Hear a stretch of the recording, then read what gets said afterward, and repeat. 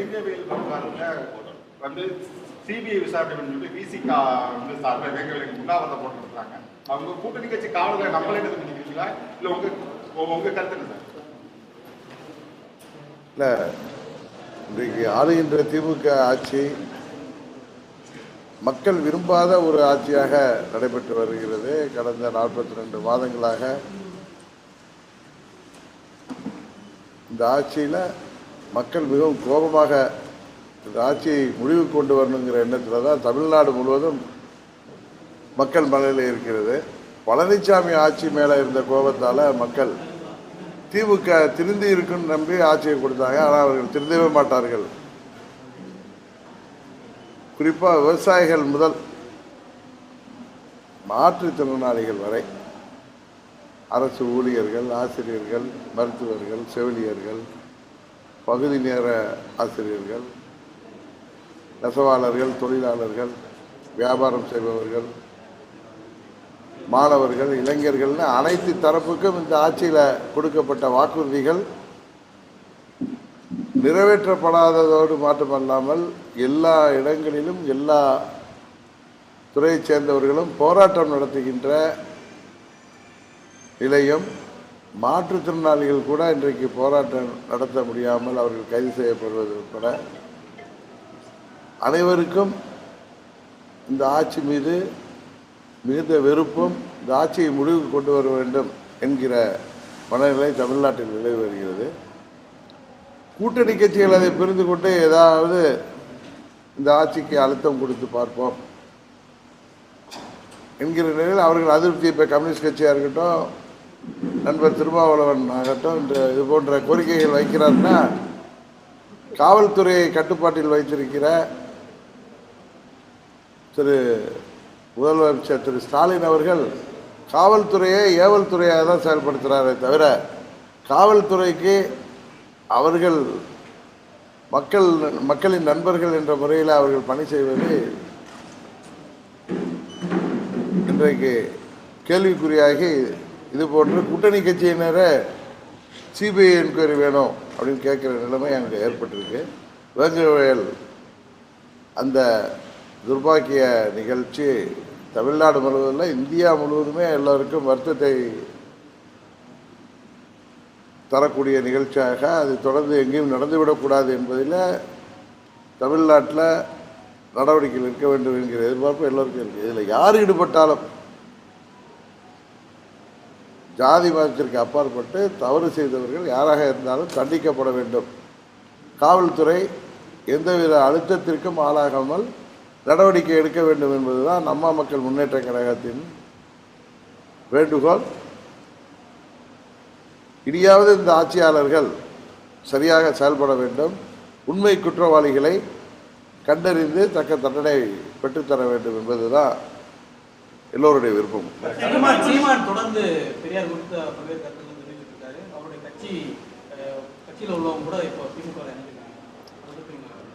இல்லை, திரு சீமான் அவர்கள் என்ன காரணத்துக்காக இப்படி பேசுகிறாருங்கிறதே ஒன்றும் புரியவில்லை. ஏன்னா அவர் இதே கடந்த ஆண்டு இல்லை அதுக்கு முதல் ஆண்டுகளில் பெரியாரை பற்றி, தந்தை பெரியாரை பற்றி அவர் எப்படியெல்லாம் பேசியிருக்கிறார், எப்படி புகழ்ந்து பேசியிருக்கிறார் என்பது ஊடகங்களில் சோசியல் மீடியாவில் நம்ம பார்க்குறோம். அதற்கெல்லாம் அவர் பதில் சொல்லணும். நீங்கள் ஊடகத்துறையை சேர்ந்தவர்கள், அவரை பார்க்குறப்ப ஊடகத்துறை நண்பர்கள் தான், ஏன்னா உங்கள்கிட்ட தானே அப்படி அவர் ஏதோ பெரிய கோபத்தில் பேசுகிறப்ப அதை நீங்கள் அவருக்கு கடந்த ஆண்டு நீங்கள் பேசியது அப்படி பேசுகிறீங்களா, இப்போ ஏன் அப்படி பேசுகிறீங்கிற கேள்வியை நீங்கள் தான் வைக்கணும். உண்மையிலேயே ஒரு சமகாலத்தில் ஒரு அரசியல் கட்சி பொதுச் செயலாளராக, தலைவராக, எனக்கு ஒரு அரசியல்வாதியாக இது மிகவும் மனவேதனையும் வருத்தத்தை அளிக்கிறது. வெட்கப்படுகின்ற சூழ்நிலை இன்றைக்கு இருக்கிறது. தந்தை பெரியார் அவர்கள் சமூக நீதி போராளி, அதில் யாருக்கும் என்ற மாற்று கருத்து இருக்க முடியாது. நம்மளுக்கெல்லாம் நல்லா தெரியும், நமது தேசத்தந்தை அண்ணல் மகாத்மா காந்தி அவர்கள் எங்கேயோ ஒரு கிருஷ்ணர் கோயிலுக்கு போனபோது அங்கு நீங்கள் வரலாம், ஆனால் பட்டியலின மக்களோ தீண்டாமை காரணம் காட்டி வரக்கூடாதுன்னு சொன்னப்போ அண்ணல் காந்தி அவர்கள் அவருக்கே உரிய சுபாவத்தோடு அவர்களை என் சகோதரர்களை நீங்கள் அலோவ் பண்ணலன்னா நானும் அந்த கோயிலுக்குள்ளார வரமாட்டேன்னு சொல்லி திரும்பி போனார். தந்தை பெரியார் அவர்கள் ஒருபடி மேலே போய் அந்த பட்டியலின மக்கள் யாரெல்லாம் கோயிலுக்கு நீங்கள் அனுமதிக்கவில்லையோ தீண்டாமை என்கிற பெயரில் அவர்களோடு நான் கோயில் பிரவேசம் செய்வேன் என்று ஒரு சமூக நீதி போராளியாக அவர்களை அழைத்து கொண்டு கோயிலுக்கு செல்கின்ற பழக்கத்தை ஏற்படுத்தியவர். அவர் சமத்துவம், சமூக நீதி, தீண்டாமை, பெண் உரிமை, இது போல அன்றைக்கு இருந்த மூட நம்பிக்கைகளுக்கெல்லாம் எதிர்த்து அரசியல் ஆதாயம் தேடாமல் தேர்தலில் போட்டியிடக்கூட நாங்கள் மாட்டோம் என்றால் நாங்கள் தேர்தலில் போட்டியிட்டால் வெற்றி பெறுவதற்காக சமரசம் செய்து கொள்ள வேண்டும், அந்த தேவையே இல்லை, இது ஒரு சமுதாய முன்னேற்றத்திற்கான அமைப்பாக செயல்படுத்திய தந்தை பெரியார் அவர்கள் தமிழ்நாடு மாத்திரமல்ல, இந்தியா மாத்திரமல்ல, உலகம் முழுவதும் பாராட்டப்படக்கூடிய பின்பற்றக்கூடிய ஒரு தலைவராக விளங்கக்கூடியவர். இதை கண்ணை மூடிக்கிட்டதுன்னா பூமி இருண்டு போச்சுன்னு பூனை நினச்சா எப்படி தப்போ அது மாதிரி நண்பர் சீமான் அவர்கள், சகோதரர் சீமான் அவர்கள் என்ன பேசுகிறோன்னு யோசித்து பேசுகிறாரா? பெரியார் அவர்களை பற்றி இப்படி பேசுவது உண்மையிலேயே அவர் சுய விளம்பரத்திற்காகவும் தான் அவர் பேசுகிறார். ஏன்னா அவர் கட்சி சம்பந்தப்பட்ட ஒரு நிர்வாகிக்கு மதுரை உயர்நீதிமன்ற விளம்பரத்திற்காகவும் வியாபாரத்திற்காக நீங்கள் இப்படியெல்லாம் பேசுகிறீங்கன்னு சொல்லி கண்டித்தாங்க. அது இவருக்கும் பொருத்தமாக தந்தை பெரியாரை இப்படி தாக்கி பேச வேண்டிய அவசியமே இல்லை. நாம் கூட தந்தை பெரியாரோட கடவுள் மறுப்பு கொள்கைக்கு நாம் ஏற்றுக்கொள்ளவில்லை. அதே நேரத்தில் எத்தனையோ சமுதாய முன்னேற்றத்திற்காக போராடிய மாபெரும் தலைவரை இப்படி இழிவாக பேசுவது, அவருடைய தனிப்பட்ட நடவடிக்கைகளை பேசுவது, எல்லாவற்றிற்கும் குற்றம் கற்பிப்பது உண்மையிலேயே வருத்தம் அளிக்கக்கூடிய செயலாக இருக்கிறது. இது ஒன்றும் வீரத்தின் அழகு இல்லை. இது தந்தை பெரியார் போன்ற பெரிய தலைவரை, மகாத்மா காந்தி போன்ற பெரிய தலைவரை, அண்ணல் அம்பேத்கர் போன்ற பெரிய தலைவர்களை அவர்களுக்கு எதிராக இன்னும் சொல்லப்போனால் தரம் தாழ்ந்து அவர்களை விமர்சிப்பது உண்மையிலேயே கண்டிக்கத்தக்கது, வருத்தம் அளிக்கிறது. திரு சீமான் அவர்கள் இது போன்ற பேச்சுக்களை நிறுத்தி கொள்ள வேண்டும். அது போக போக அதிகமாயிட்டு இருக்கு. நீங்கள் கேட்குறப்ப நமக்கெல்லாம் பிரபாகரன் அவர்கள் மீது எவ்வளவு, மறைந்த பிரபாகரன் அவர்கள் மீது எவ்வளவு மரியாதை இருக்கிறதோ அதைவிட பல மடங்கு தந்தை பெரியார் மீது மரியாதை இருக்கிறது. அதான் உண்மை. தந்தை பெரியார் தனது போராட்டங்களில் வெற்றி பெற்றவர். சகோதரர் பிரபாகரன் அவர்கள் வெற்றி பெற முடியாமல் போனதுனால நான் குறைவாக சொல்லலை. அவர் தீவிரவாதம் அவர் கையில் எடுத்து கத்தி எடுக்கிறது தவறு என்று அண்ணல் காந்தி வழியிலே நாம் போராட வேண்டும் என்பது தான் இந்தியாவில் உள்ள பெரும்பான்மை மக்களின் விருப்பம். தந்தை பெரியார் அந்த வழியில் போராடியவர். அவரை பற்றி இவர் இப்படி பேசுவது உண்மையிலேயே தமிழ்நாட்டில் உள்ள அனைவருக்குமே தலைகுனிவை ஏற்படுத்துகிறது. அவர் பெரியார் அவர்கள் பிராமண எதிர்ப்பில் இருந்ததை நாம் ஏற்றுக்கொள்ளவில்லை. பிராமணர்கள் பல பேர் கூட என்னை சந்திப்பவர்கள், தெரிந்தவர்கள், அறிந்தவர்கள் சீமான் அவர்கள் பெரியாரை பற்றி இப்படி தரம் குறைத்து பேசுவதை அவர்கள் கூட விரும்பவில்லை. இவர் எதற்காக இப்படி செய்கிறார் என்பது உண்மையிலே புரியவில்லை. அவர் புரிந்து பேசுகிறாரா புரியாமல் பேசுகிறாரா என்பது வேடிக்கையாகத்தான் இருக்கு. இதை வேடிக்கையாக எண்ணி எப்படி பெரியவர் வீரமணி அவர்கள் அதை ஒரு பொருட்டாக கருதாமல் அதை புறந்தள்ளிவிட்டு இருக்கிறாரோ அதுபோல் ஊடகங்களும் தமிழ்நாட்டு மக்களும் இருக்க வேண்டும். அதுதான் தந்தை பெரியாருக்கு உண்மையிலேயே நாம் செய்கின்ற மரியாதையாகும்.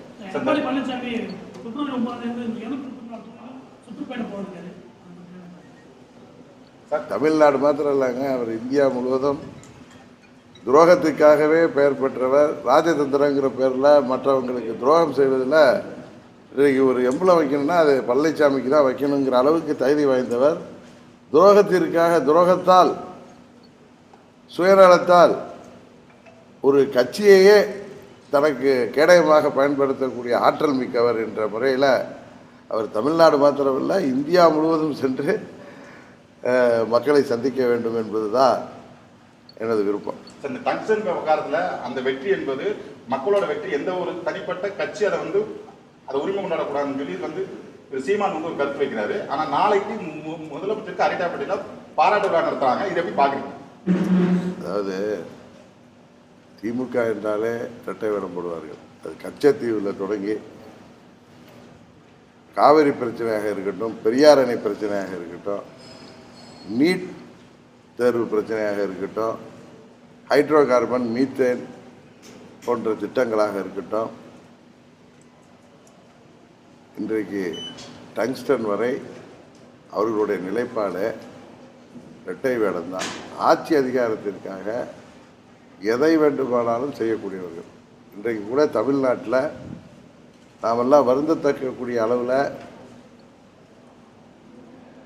மதங்களுக்கிடையே பிரச்சனை வருகின்ற அளவிற்கு, மத சண்டைகளை தூண்டுகின்ற அளவிற்கு இந்த ஆட்சியிலே பல விஷயங்கள் நடந்து வருகிறது. அதையெல்லாம் தடுக்கவில்லை. அதுபோல் அண்ணன் தம்பிகளாக இந்த தென் தமிழ்நாட்டில் வாழ வேண்டிய தேவர் மற்றும் தேவேந்திர சகோதரர்களிடையே பிரச்சனைகள் உருவாகின்ற அளவுக்கு இன்றைக்கு பல நிகழ்வுகள் நடப்பதை இந்த ஆட்சியாளர்கள் தடுப்பதில் ஆர்வம் காட்டாமல் அமைதி பூங்காவாக தமிழகம் நிலவ வேண்டும் என்பதில் இந்த ஆட்சியாளர்களுக்கு அக்கறை இருக்கிறதா என்ற அச்சமிடுகின்ற அளவிற்கு இன்றைக்கு போதை மருந்து கலாச்சாரம் தமிழ்நாடு முழுவதும் பரவி கூலிப்படைகள் அதிகமாகி கொலை கொள்ளை சம்பவங்கள், செயின் பறிப்புகள், பெண்களுக்கு எதிரான குற்றங்கள் இதுவரை நாம் கேள்விப்படாத அளவிற்கு அதிகரித்து வருகின்ற நிலையில் இப்போ 26 தேர்தலுக்கு முன்பு அமைதி பூங்காவாக இருக்கின்ற தமிழ்நாட்டில் மத சண்டைகளையும்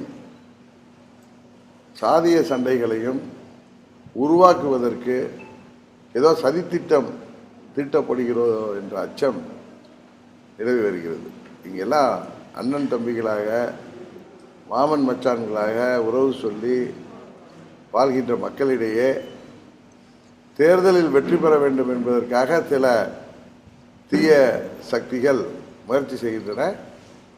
அதை இந்த அரசாங்கம்,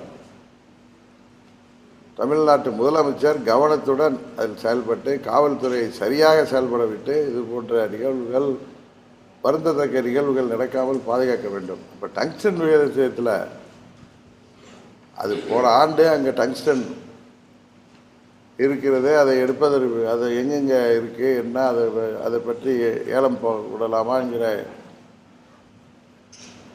கடிதம் டெல்லியிலேருந்து வந்தப்பைய இது சமணப்படுகையில் உள்ள பகுதி, மக்கள் தொகை அதிகமாக வாழ்கிற பகுதி, நீர்நிலைகள், விவசாயம் உள்ள பகுதி, இங்கே பல்லுயிர் பாதுகாக்கப்பட்ட மண்டலமாக அறிவிக்கப்பட்டிருக்கு என்ன சொல்லி இங்கே தேவையில்லைன்னு ஒரு லெட்டர் போட்டு தான் அன்றைக்கி நின்றுருக்கோம். இவங்க இங்கே எங்கெங்கே டங்ஷன் இருக்குது, எங்கெங்கே எடுக்கலாம், ஃபீஸிபிலிட்டி ரிப்போர்ட் கொடுத்தது இவங்க. அதன் அடிப்படையில் தான் நான் மத்திய அரசாங்கத்தில் உள்ள பிஜேபி கூட்டணியில் இருக்கங்கிறதுக்காக பேசல, கிளியராக அறிக்கை மத்திய அமைச்சர் திரு கிஷன் ரெட்டி, மாண்புமிகு கிஷன் ரெட்டி அவர்களே கொடுத்துருக்காங்க.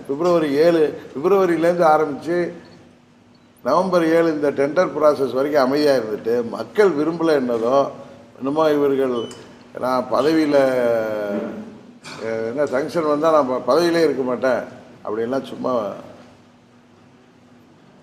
ஸ்டண்ட் அடிக்கிறவங்க தீர்மானம் நிறைவேற்றினாங்க. ஏன் நீட் தேர்வு வேணான்னு தான் தீர்மானம் நிறைவேற்றினாங்க. அதை இவர்களால் செய்ய முடிஞ்சிச்சா? இதில் உண்மையிலேயே மக்கள் உணர்வை புரிந்து கொண்டு மத்திய அரசாங்கம், குறிப்பாக தமிழ்நாடு பாரதிய ஜனதா கட்சியைச் சேர்ந்த தலைவர் அன்பு சகோதரர் அண்ணாமலை மற்றும் அங்கு உள்ள தலைவர்கள், இங்கு உள்ள பேராசிரியர் மற்றும் பல தலைவர்கள் இங்கே இருக்கிற நிலைமையில் அங்கே பிரதமர் அவர்களிடமும் மாண்புமிகு கிஷன் ரெட்டியும் எடுத்து சொல்லி, நான் வந்தப்பே பேசினேன், உங்களுக்கு தெரியும். அங்கே வந்தப்போ இந்த திட்டம் உறுதியாக நின்றுவிடும், நான் முக்கிய தலைவர்களிடம் பேசிவிட்டு தான் வர்றேன் அப்படின்னு நான் சொல்ல வேணாம், ஏன்னா அவங்க வந்து சொல்லட்டும், அவங்க செய்யட்டுங்கிறதுல நான் அந்த உத்தரவாதத்தை பெற்றுட்டு தான் நான் வந்தேன். கொஞ்சம் டிலேயாக வந்ததுக்கு காரணமே அது சம்மந்தமாக பேசி அங்கே விரும்பலை, அது திட்டம் தேவையில்லை, அது செயல்படுத்தக்கூடாது, அது மக்களுக்கு பாதிப்பை தருன்னு சொன்னதை அவர்கள் ஏற்றுக்கொண்டு மத்திய அரசாங்கம், மாண்புமிகு பிரதமர் அவர்கள், மாண்புமிகு கிஷன் ரெட்டி அவர்கள் தமிழ்நாடு பாரதிய ஜனதா கட்சியின் முழு முயற்சியோட மக்களின் மனநிலையை புரிந்து கொண்டு அங்கே போராட்டம் நடத்தியவர்கள் நியாயமாக போராடுகிறார்கள் என்பதை உணர்ந்து கொண்டு அவர் முழு முயற்சி செய்து அதை நிறுத்தியவர்கள். அந்த கிரெடிட் எல்லாம் பாஜகவுக்கு தான் போகுமே தவிர, உங்களுக்கு தெரியும், நான் உண்மையை பேசி யதார்த்தத்தை பேசக்கூடியவன். இதில் வந்து அரசியல் ஸ்டண்ட் அடிக்கணும்ல, அதுதான் உண்மை. ஏன்னா பல முறை நாங்கள் அவர்களிடம் சொன்னப்போ அது முதல்ல அந்த அன்னைக்கு வர்றப்போ கூட திரு அண்ணாமலை என்கிட்ட நான் போனல ஜனவரி 4 கூட, அண்ணா உறுதியாக வராது அந்த திட்டம், நீங்கள் அதை போய் தைரியமாக அங்கே சொல்லுங்கள், தமிழ்நாடு பாரதிய ஜனதா கட்சி அதுக்கு உங்களுக்கு நம்ம கூட்டணி, தேசிய ஜனதா கூட்டணி மக்களுக்கு உறுதியாக இருப்போம், நீங்கள் சொல்லுங்கள், உறுதியாக நல்ல செய்தி வரும். இன்னும் சொல்லப்போனால் ஜனவரி 18 இங்கே மாண்புமிகு கிஷன் ரெட்டி அவர்கள் வருவதாக இருந்தப்பயே இங்கே உள்ள நிர்வாகிகளை அழைத்து சென்று அங்கே வந்து அந்த அறிவிப்பை வெளியிட செய்வதற்கான ஏற்பாடுகளை தமிழ்நாடு பாரதிய ஜனதா கட்சி செய்து கொண்டிருந்தார்கள். இதை ஏன் நான் இன்றைக்கி சொல்கிறேன்னா, அன்னைக்கு நான் பேசுனது நீங்கள் பார்த்தீங்கன்னா நான் ஆணித்தரமாக சொன்னேன், வரவே வராது, ஒருவேளை 1% யாரோ ஒரு முயற்சியால் அது வந்தால் நாம் அனைவரும் உங்களோட நிற்போம், அதுக்கு நமக்கு ஆதரவாக தமிழ்நாடு பாரதிய ஜனதா கட்சியும் இருக்குன்னு சொல்லியிருக்கேன். நீங்கள் வேணால் அதை ரிப்பீட்டடாக பார்த்தீங்கன்னா தெரியும் உங்கள் தொலைக்காட்சியில். அதனால் என்னை பொறுத்தவரை இதற்கு முழு காரணம் பாரத பிரதமரும் மத்திய அமைச்சர் திரு கிஷன் ரெட்டி அவர்களும் தமிழ்நாடு பாரதிய ஜனதா கட்சியை சேர்ந்த சகோதரர் அண்ணாமலை மற்றும் அங்கே உள்ள அனைத்து தலைவர்களும் தான் அதுக்கு காரணம், அங்கே உள்ள நிர்வாகிகள் தான் காரணம். இதுதான் உண்மை. சீமான பார்த்தா பத்திரிகையாளர் கேள்வி கேளுங்கன்னு சொல்கிறீங்க, பெண் பத்திரிகையாளர்னு பாராமல் பிரபாகரன் அண்ணன் பற்றி தரக்குறவாக பேசுகிறாரு, பத்திரிகையாளர் எப்படி அவர்? சரி, அவருடைய தரம் அவ்வளோதான். அது ரொம்ப வருத்தம் தர்றது. ஏன்னா எங்கள் சித்தப்பாவுக்கெல்லாம் ஃப்ரெண்டாக இருக்கிறவர் தான் அவர். எங்கள் சித்தப்பா மறைந்த திரு எம்என்னுக்கெல்லாம் அவர் நல்ல நண்பராக அறியப்பட்டவர் தான். எங்கள் சித்தப்பாவுடைய மறைவு நிகழ்ச்சியில் கூட அந்த படத்திறப்பில் கூட அவர் வந்து எங்கள் சித்தப்பாவோட எல்லாம் பேசியிருக்காரு. நாமெல்லாம் அண்ணாவோட வழியில் இருந்தவர்கள், புரட்சித் தலைவரை பின்பற்றவர்கள், அம்மாவின் தொண்டர்கள். தமிழ்நாட்டில் இது போன்று மற்ற தலைவர்களை அது குறிப்பாக மறைந்த தலைவர்களையும் பிற கட்சி தலைவர்களையும் நாகரிகமான முறையில் அவர்கள் மீது விமர்சனம் வைப்பது தான் தமிழ்நாட்டு மக்கள் ஏற்றுக்கொள்வார்கள். இதுபோல் விளம்பரத்திற்காகவும் வியாபார நோக்கத்தோடும் பேசுவது உண்மையிலேயே மக்கள் அவர்களுக்கு தகுந்த பாடம் தருவார்.